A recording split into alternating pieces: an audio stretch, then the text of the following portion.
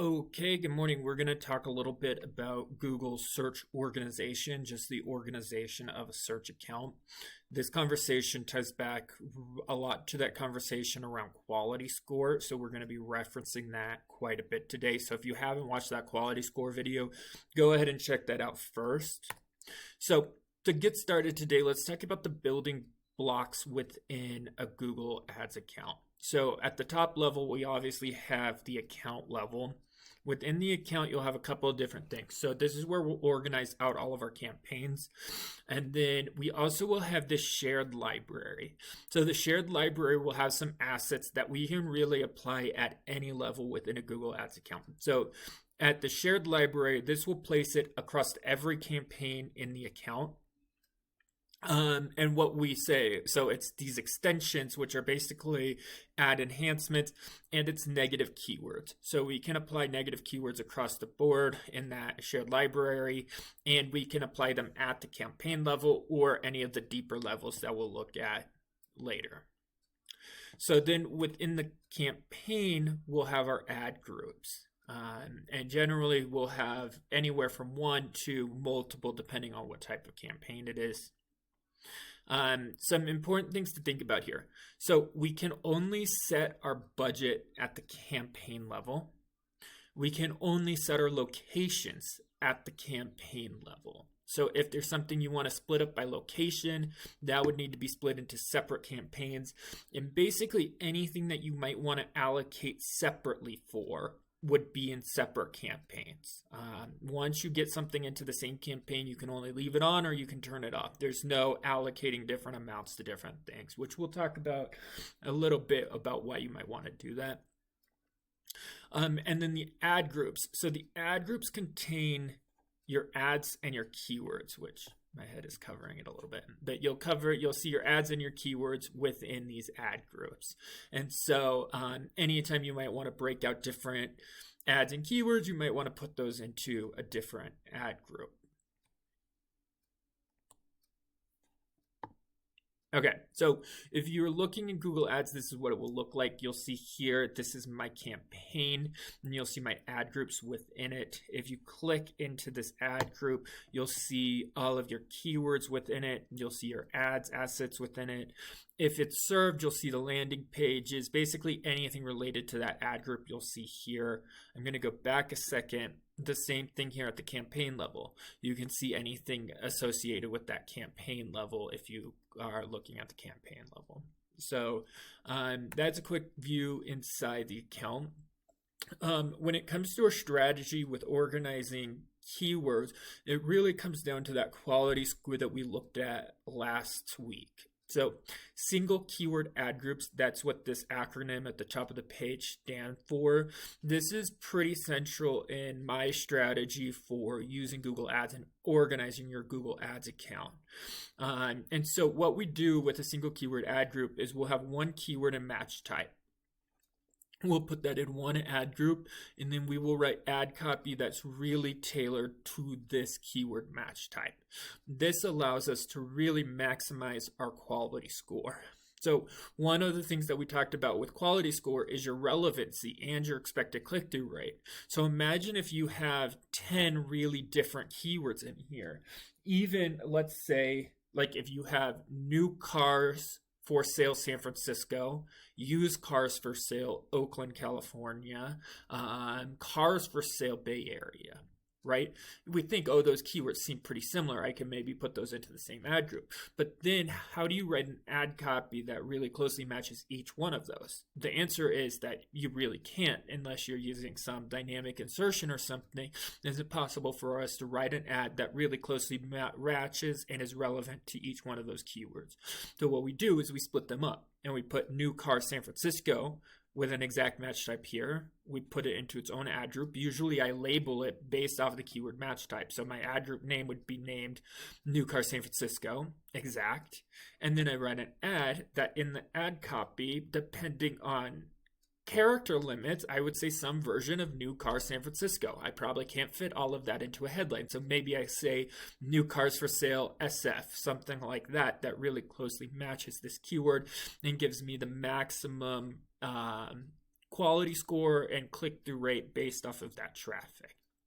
So this really comes down to quality score. That's why we do it, is maximizing our quality score. If you are not tailoring this ad experience, if you're just putting generic ads in every ad group, there is no value from it. Really, it comes down to maximizing this quality score here. Okay, so think a little bit about our organization of campaigns.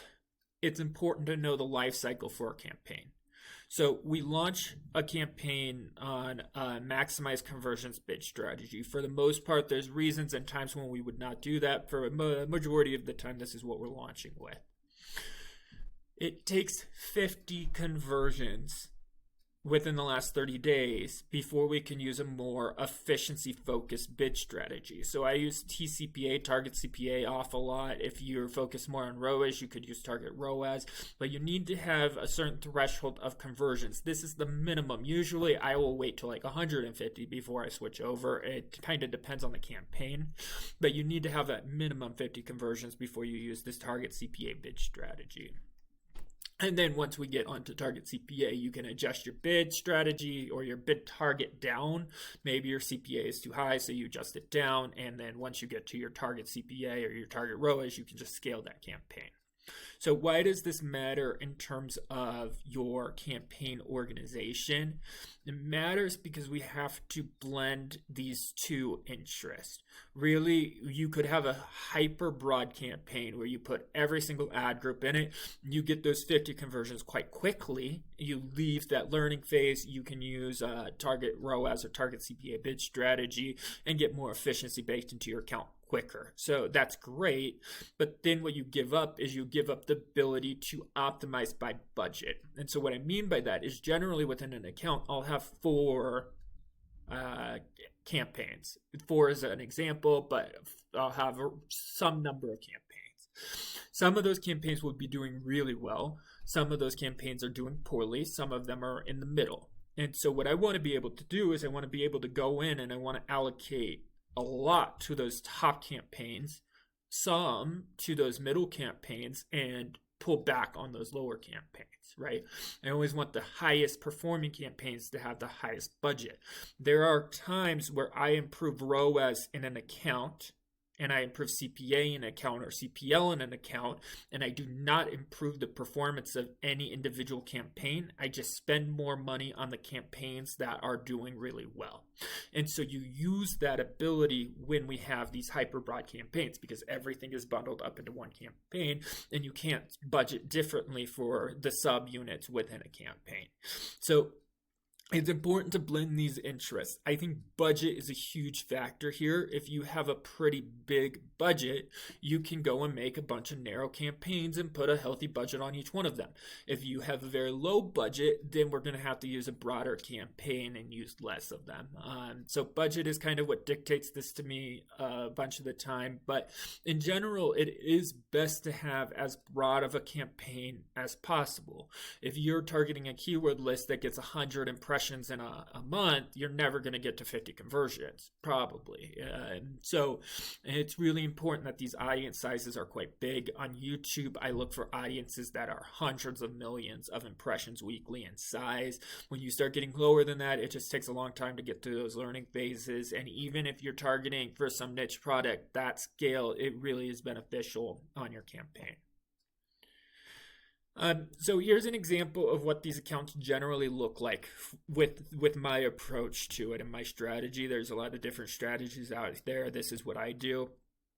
So on search campaigns, what we'll see is we'll have multiple campaigns, but we won't have 100 campaigns. We'll have a fair amount of campaigns within here, and then we'll have different ones broken out.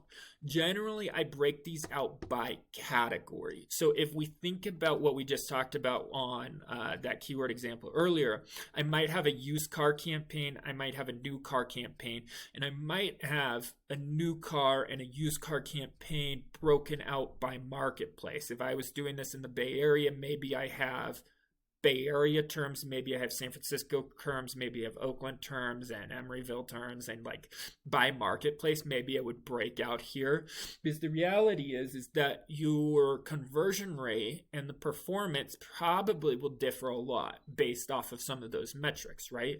If we're running ads for a used car lot, you probably skew more towards new or more towards used, right? And so there could be different types of cars that you're doing better with. Even just the nature of, there might be different demand for new cars than used cars. The demand could play a big role into the performance as well. So I would break those up.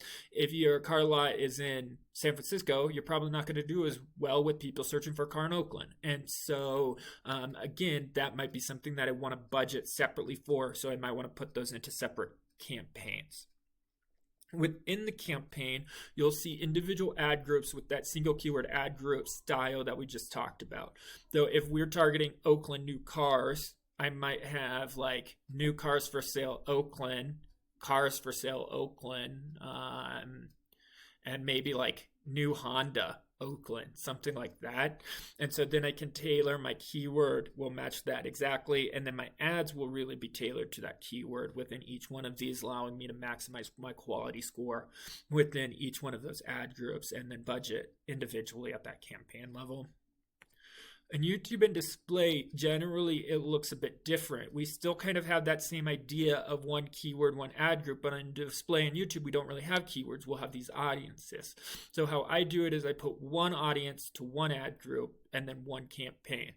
Why I do that is because if you're targeting, maybe you're targeting someone with a purchase intent for new cars and someone with a purchase intent for used cars.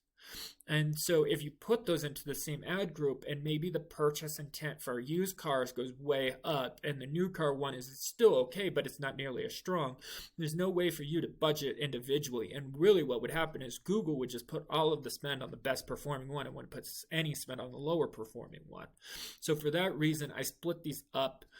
Audience is quite broad.